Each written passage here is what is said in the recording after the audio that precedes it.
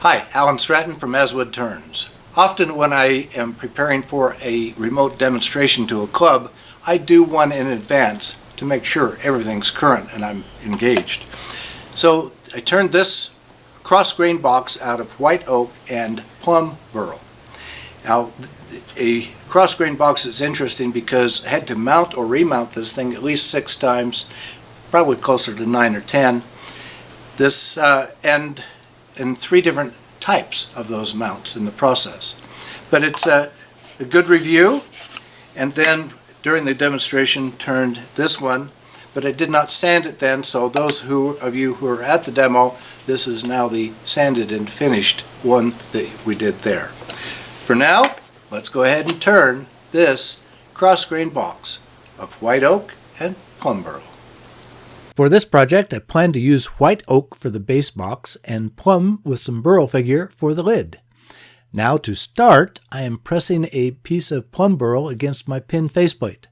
The pins keep it from spinning and absorb variations in the surface, while the live center keeps it in place. The top is towards the live center and away from the headstock. With my large wool gouge, I start whittling away at the plum. Since it is smaller than the faceplate, I cannot go all the way to the surface, but this will be good enough to rough the wood and, of course, cut a mounting tenon.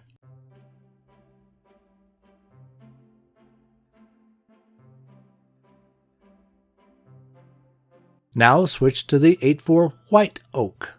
This wood has parallel faces, but the pin faceplate is still going to work for me. The top is towards the live center. Again, with my large wool gouge, I can round off the corners, but instead of cutting away wood to make a tenon, I want a mortise. After removing some of the wood with the gouge, I finish up with a smaller box scraper.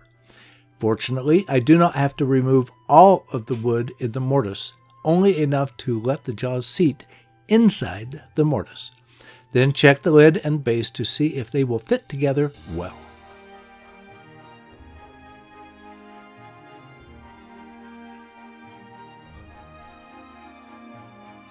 Next, I have flipped the base around and mounted it with an expansion mount to the chuck. The plan now is to work the bottom and the outer walls. After some tough cutting, I stop to check the relative diameters to make sure I have removed enough wood for the perimeter.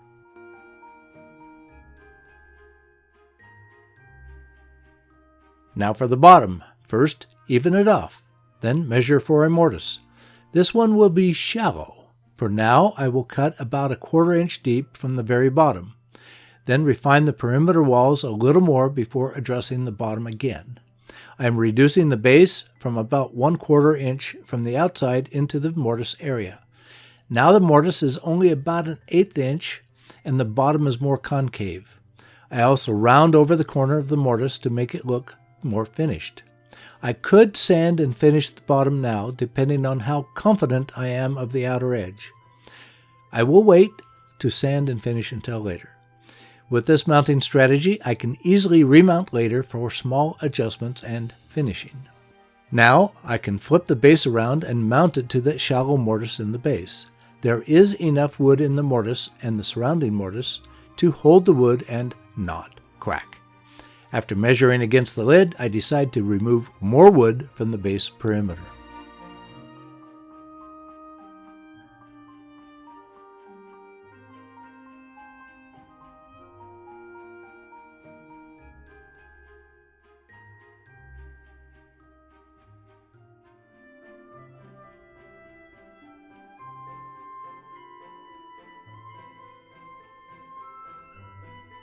Finally, I can hollow out the interior.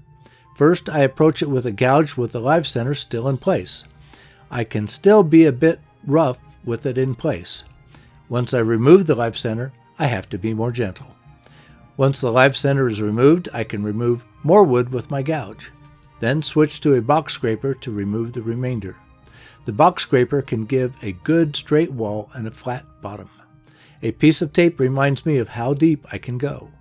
Again, I could sand and finish at this point, but I will wait.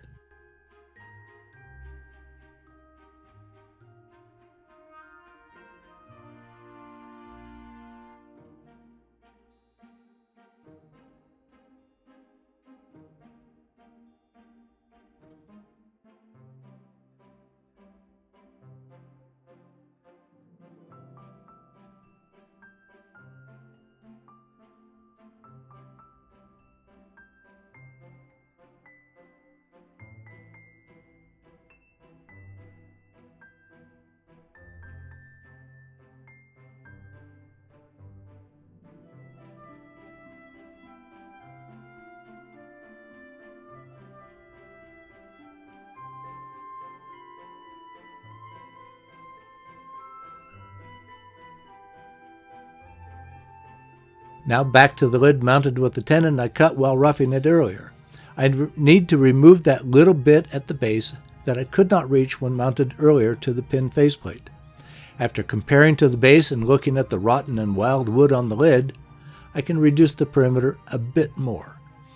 After flattening the bottom of the lid, I can hollow out some of the center, but not too far.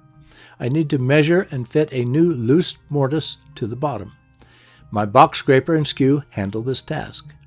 Rather than expand the mortise, I swap back to the base and remove just a smidgen for the final fit. Then back to the lid to finish the hollowing and to cut another shallow mortise on the underside of the lid. With the lid now mounted with that mortise, I can shape the lid. I decide to include somewhat of a knob incorporated into the lid wood rather than a separate knob. I shape to taste. After all this, I hand sanded from 80 grit to 400 grit with a sanding medium of beeswax and mineral oil. This mix traps sanding dust, lubricates the sandpaper, and keeps the friction heat down. I made this batch last summer by putting 1 pint of mineral oil and 1/4 pound of chopped beeswax in a container up in my attic. After a day, I stirred it to break up the wax and put it back for another day. Another good stir and it was ready to cool and use. A big plus is that once I finish the final grit, both sanding and finishing is complete. My plan B was to use a hot car.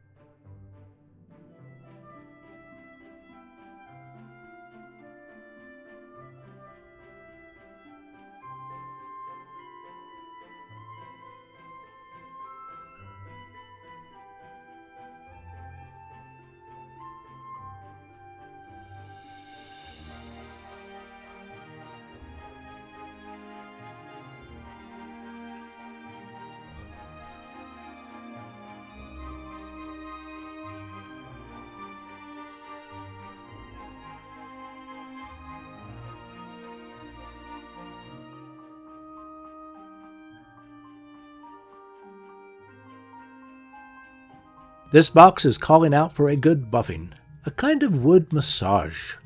Then it is done and looks great. The key to this box is the mounting strategy. The loose lid fit allows for wood expansion and contraction with changes in humidity. The lid can always be removed with only one hand.